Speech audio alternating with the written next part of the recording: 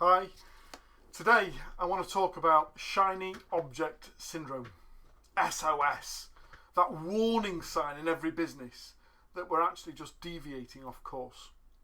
Interestingly enough, I was asked this twice in the last 24, 36 hours or so by two separate clients that keep saying to me, Jay, how do I stay on target? How do I stay on focus? There are so many other things happening in the business right now that I seems to be drawn back into it all the time. I'm being distracted by firefighting that I'm unable to be able to stay on course.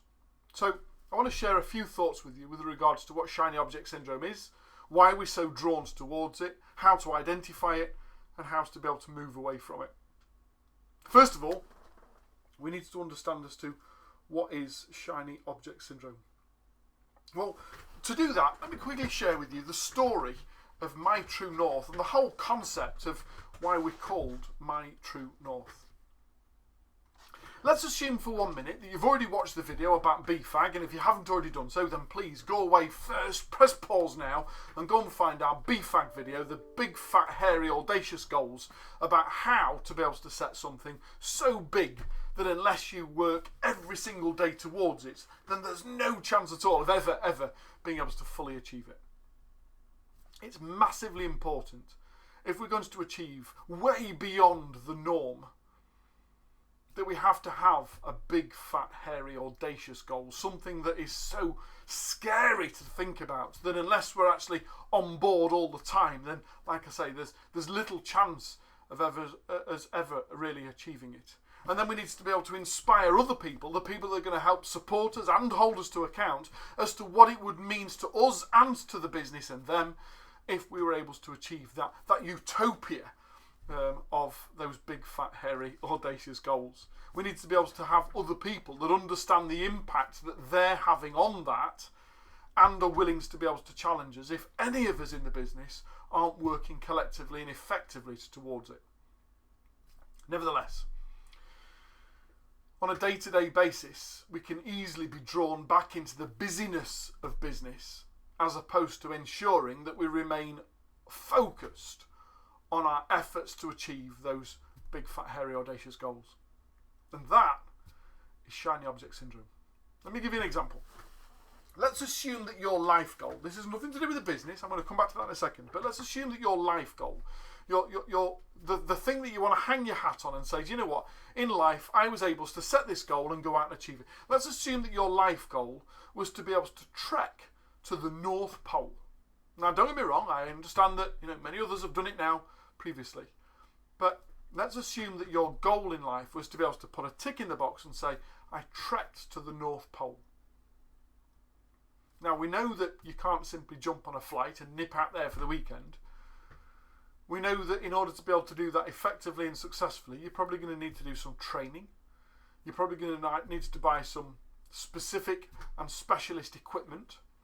And there's a damn good chance that you're probably going to want to do this as part of a team as opposed to trying to do it on your own.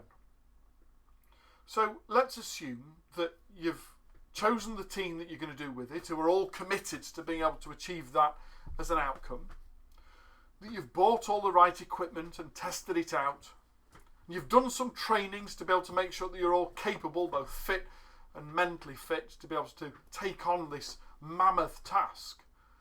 And today is the day that we're going to set out and start our trek to the North Pole. All eyes are on you. Your eyes are on the compass. And as the needle slowly points towards the end, you utter those words, right guys, follow me. Don't get me wrong, there's possibly some girls in your group as well. It might be a girl full group. So right team, there we go. There's right team, follow me. And you religiously follow the N. You don't deviate from its course at all. And yet, days and weeks and months later, you've set out from here in the UK where this is being filmed. And rather than finding yourself at the North Pole, you're somehow lost in deepest, darkest Scandinavia. You see, you're actually following magnetic north. And the North Pole isn't at magnetic north. The North Pole is at true north.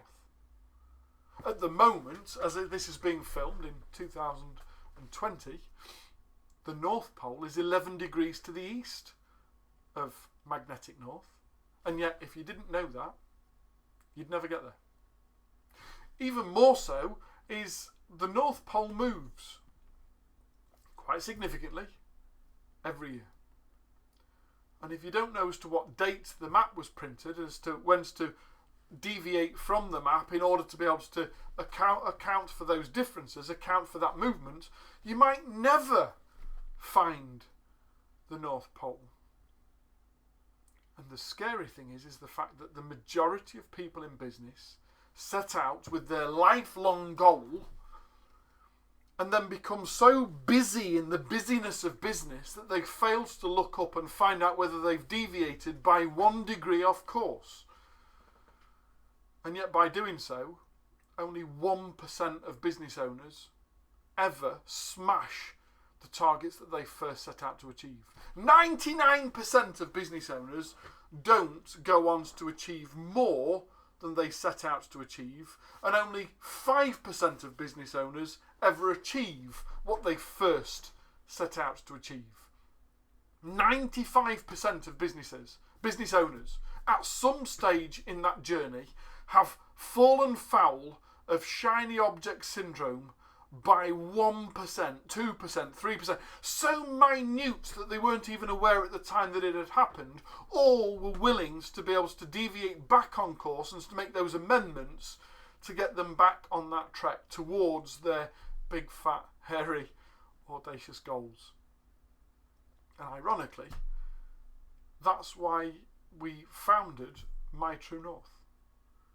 To be able to understand what it is that you're aiming to achieve. What does success look like for you? Not for the business. What does success look like for you, for your family? What do you want to be able to achieve from it? And then to establish, is the business goals aligned with your personal goals?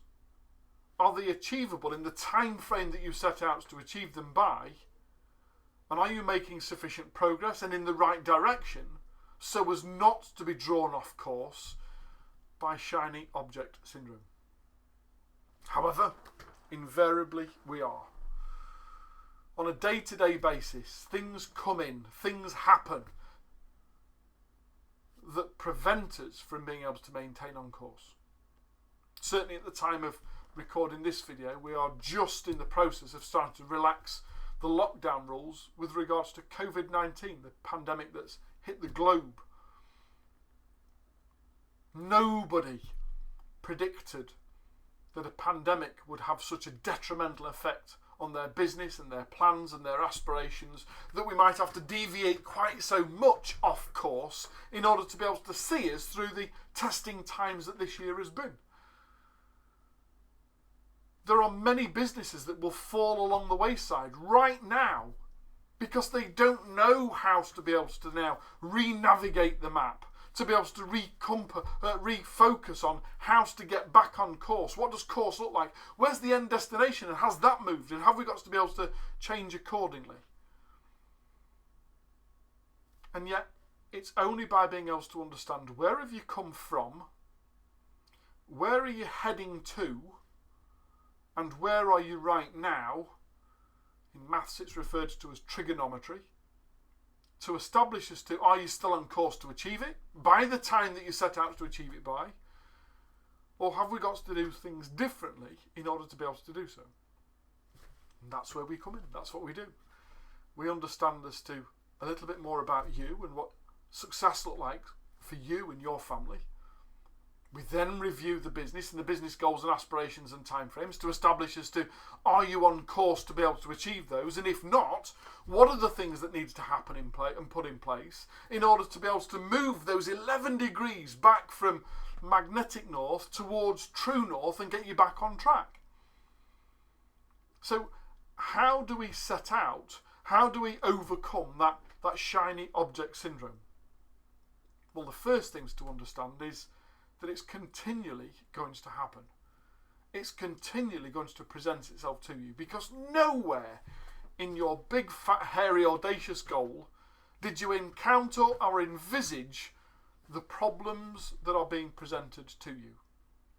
Isn't it interesting that, whenever you read through a business plan, invariably you read all of the instruction and guidance with regards to what does success look like and how are you going to achieve it and what's going to happen in year 1 and 2 and 3 and 4, all of these projections. And yet when you turn around and say, okay, so what happens if that doesn't occur? What happens if this happens? What happens if that happens? What if? That very little consideration has been given to how to be able to maintain the course regardless of what is thrown at us. There's a lovely old expression in the military that regardless of how good the plan, it only ever survives first contact with the enemy. And yet that's what we're facing all the time. We're continually facing challenges, difficulties, hurdles, things that might not have been preempted, that tempt us to fall off course and to start firefighting along the way to try and maintain control and keep on course. So first of all is to acknowledge the fact that these things are going to continue to happen all the time. We will always be presented with things that could draw us off course. Now don't get me wrong, some of those might be really good opportunities. Some things that come along and present themselves to us might have the mask or disguise as looking like a great opportunity, a great idea. We can very easily fall into the trap of, oh, this looks exciting. Oh, that looks rewarding. Too good to be true. I guess the first questions to always stop and ask is, and does this contribute towards the date that we intended to sell by or the price we intended to sell for? Can it increase one or decrease the other? Can it decrease the time frame it takes to achieve that or increase the amount by which we can sell for? And unless we can come up with a clear, defined answer that answers both or either of those two questions positively, then whilst it might be a good idea, it might not be a good idea for right now. You've heard of the old expression, prior preparation prevents poor performance. You can add another P in there if you chose to do so. You see, too many people can be caught on the hop and continues to go and go and go and go without realising that in actual fact it's just segmented ourselves from 1% of where we set out to achieve. Doesn't matter as to how glossy the shiny object syndrome, how much of a possible good idea it might be, unless it's been given consideration and due planning, unless you've given it a course, unless you've mapped it and given it some consideration, then the chances are it's fool's gold. Now don't get me wrong, every now and again I might be proven wrong. Just so happens that in the last 13 years of business and 9 years of coaching, I haven't been yet. Not on that at least. Unless you've stopped and given due considerations to those two questions. Does it reduce the amount of time before we can sell the business or increase the amount in which we can sell the business for? Unless you've given it due consideration, is this contributing quickly, directly towards my big fat, hairy, audacious goal? If you have to be far more creative with your answer as to how it contributes to your big fat, hairy, audacious goal, then there's a damn good chance that in actual fact it is just fool's gold. It's a great opportunity for another time or another person or a different lifestyle, different lifetime. So first of all, stop and ask the question, how does this contribute to what we're trying to achieve? And unless you can answer with sincerity, honesty, transparency, and some certainty as to how it does, then there's a damn good chance that it's contributing to somebody else's at the expense of drawing you off course from yours. So the first thing to do is to identify that it's going to happen frequently, and secondly, to question as to whether it is a good opportunity or whether it just appears to be a good opportunity. The next thing is to understand the 4 Ds of time management for entrepreneurs. And if you haven't got this, then please look at our blog of the same title, Time Management for Entrepreneurs, www.mytruenorth.biz/blogs/time management for entrepreneurs. The 4 Ds of time management, understanding that your time is the most valuable thing that you will ever have, because it doesn't matter as to how successful you are or how rich you become, you can never buy it back. Richard Branson, Elon Musk, Bill Gates, all have exactly the same amount of time available per day as you or I. It's just a matter of priority of how they spend it, which enables them to do what they do and maintains us in doing what we do. So first D's, 4 D's of time management for entrepreneurs. If you haven't already done so, please feel free to grab a pen and a pad and scribble these down. 4 D's, and the first D is simply delete. I can almost guarantee that at least 50% of the things that come along as shiny object syndrome, as deviations from the path that you're already on and on course to achieve, 50% at least are firefighting other people's problems, which are at the expense of you applying all the time and effort on your course. So the first D, and the most important D, is, can I delete this? Is this simply a distraction from me? Now don't get me wrong, some things come along and you can't delete them. They are in some way relevant to you and your business. So if you can't delete and simply say, nothing to do with me, best of luck, I'm on course to achieve X, and this is a deviation from that. If you can't delete it, the second D is delegate. You've come to me and asked a question. This shiny object syndrome has come along because you believe that I'm the right answer to it. I'm the right solution. You wouldn't have approached me with it had you not believed that I am the right person. However, you only know what you know, and you don't know what I know. And although you think that I'm the right person for this, in actual fact, allow me to introduce Richard. Allow me to introduce Sue. Allow me to introduce you to Jennifer, or Paul, or somebody else.